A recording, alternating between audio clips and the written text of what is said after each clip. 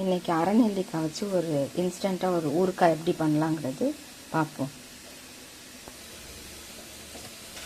வானலியில் கொஞ்சமாக எண்ணெய் விட்டுருக்கணும்.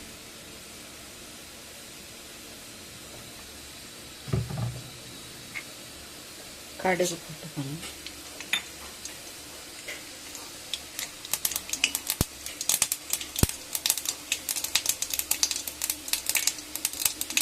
பெருங்காயத்தூள்.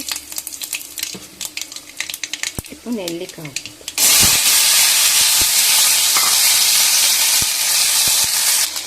2 நிமிஷம் வேகட்டும்.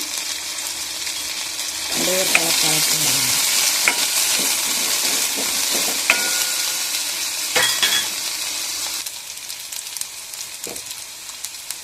வெந்துருச்சு. இப்போ இந்த ஸ்டேஜில் மிளகாத்தூள், கொஞ்சமாக மஞ்சத்தூள், அப்புறம் உப்பு.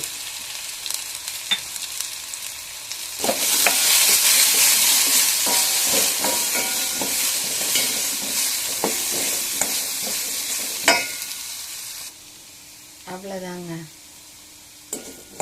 பாருங்க, 2 மினிட்ஸ் தான், டக்குன்னு ஆகிடுச்சு.